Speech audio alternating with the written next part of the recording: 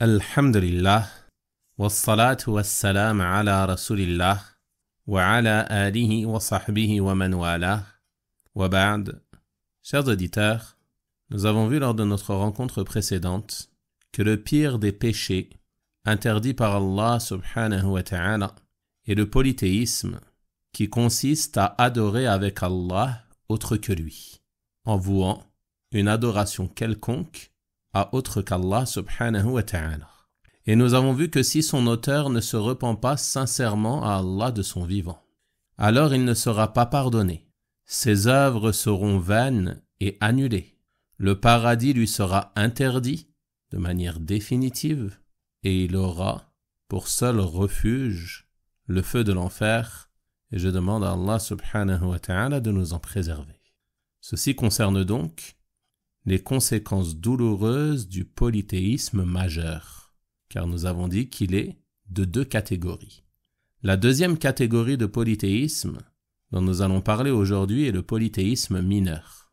Lui aussi est un péché gravissime, mais son degré est moindre que le polythéisme majeur. Et ce car son auteur ne sort pas de la religion de l'islam. Toutefois, le polythéisme mineur peut tout de même annuler l'œuvre dans laquelle il a été commis, à l'exemple de l'ostentation. Et d'un point de vue général, le polythéisme mineur comprend tout interdit qualifié dans le Coran et la Sunna authentique comme étant du polythéisme et menant au polythéisme majeur. Le prophète sallallahu alayhi wa sallam a dit dans le hadith authentique: « La chose que je crains le plus pour vous est le polythéisme mineur. » On lui dit alors: « Ô messager d'Allah, qu'est-ce que le polythéisme mineur ?» Il répondit: « C'est l'ostentation. Et Allah dira le jour durant lequel les serviteurs seront rétribués pour leurs œuvres. Allez vers ceux pour qui vous commettiez de l'ostentation avec vos œuvres dans le bas monde, et regardez si vous trouvez auprès d'eux une rétribution. » Telle est la conséquence du polythéisme mineur, et plus particulièrement de l'ostentation, qui consiste à montrer l'adoration dans le but que les gens la voient ou l'entendent, et qu'ils fassent les éloges de son auteur, qu'ils le complimentent. Ceci est une chose très dangereuse qui annule l'œuvre dans laquelle elle a été commise. Le musulman doit donc veiller à ce que l'ensemble de ses œuvres soit voué exclusivement à Allah subhanahu wa ta'ala. Ta seule motivation lorsque tu agis, lorsque tu pries, lorsque tu donnes une aumône, lorsque tu jeûnes, lorsque tu fais le pèlerinage ou la umrah, et ainsi de suite parmi les œuvres de bien par lesquelles tu es censé te rapprocher d'Allah subhanahu wa ta'ala. Ta seule motivation à agir et à accomplir ces œuvres doit être d'obtenir la satisfaction d'Allah subhanahu wa ta'ala, sa récompense et son paradis. Et tu ne dois pas te soucier du regard des gens, de leurs paroles ou de leurs pensées, ni de leurs compliments et ainsi de suite, car ce n'est pas eux qui vont te rétribuer. Médite sur ce que le prophète sallallahu alayhi wa sallam a mentionné dans le hadith, concernant la situation de ces gens qui ont œuvré par ostentation pour les créatures. Ils ont peut-être prié pour se faire voir des créatures, ou amélioré leur prière pour se faire voir des créatures. Ils ont fait certaines actions pour être complimentés, pour que l'on dise certaines choses à leur sujet, ou autre chose semblable. C'est la rétribution qu'ils ont cherchée en ce bas monde. Et dans l'au-delà, il leur sera dit: allez vers ceux pour qui vous commettiez de l'ostentation avec vos œuvres dans le bas monde, et regardez si vous trouvez auprès d'eux une rétribution. C'est-à-dire que ces œuvres seront annulées. Le serviteur n'aura aucune récompense pour ces œuvres dans lesquelles il a commis le polythéisme mineur. Donc tout musulman doit prêter une grande attention à cela. Tu dois sans cesse analyser ce qui se trouve dans ton cœur et veiller à ce que tes intentions soient sincères pour Allah subhanahu wa ta'ala dans chacune de tes actions par lesquelles tu dois espérer te rapprocher de lui.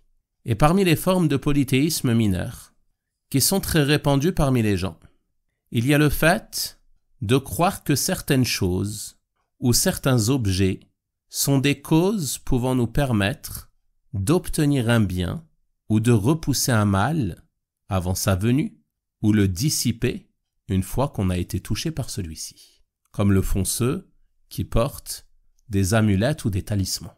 Le prophète sallallahu alayhi wa sallam a dit à ce sujet: celui qui porte une amulette a certes commis du polythéisme. Il a certes commis du polythéisme, et entre dans cela tout ce qui peut être porté ou suspendu dans l'objectif de se préserver d'un mal ou d'obtenir un bien, comme ceux qui suspendent autour de leur cou, à la porte de leur maison ou au rétroviseur de leur voiture une main appelée la main de Fatma, ou ils l'appellent Al-Khamsa. Ou encore, il y en a qui suspendent un œil bleu, et d'autres ont réuni entre les deux, entre la main et l'œil. Il y a d'autres personnes qui ont pour penser que le fer à cheval est un porte-bonheur, ou le trèfle à 4 feuilles est un porte-bonheur, et ainsi de suite, parmi les croyances fausses et erronées qui sont répandues parmi les gens. Ceci fait partie des graves péchés desquels tout musulman et toute musulmane doit impérativement s'éloigner.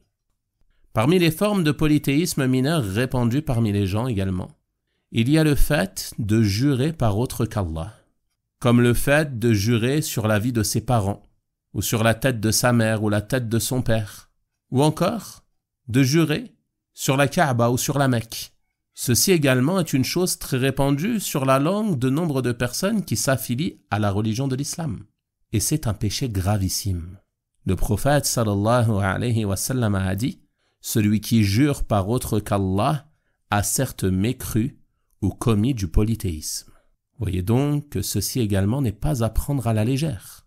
À la base, il est conseillé aux musulmans d'éviter de prendre l'habitude de jurer dans chacune de ses paroles.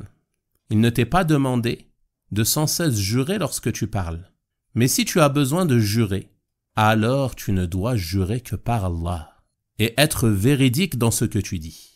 Et ce par révérence à l'égard du nom d'Allah subhanahu wa ta'ala.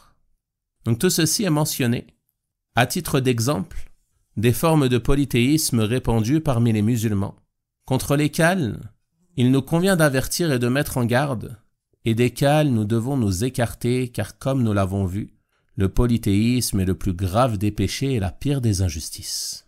Il convient donc à tout musulman et à toute musulmane de s'instruire à ce sujet, de ne pas se contenter de connaissances vagues et superficielles, mais de suivre des cours et de lire des livres à ce sujet, afin de pouvoir vouer son culte exclusivement à Allah subhanahu wa ta'ala et se préserver de toute forme de polythéisme, majeur ou mineur.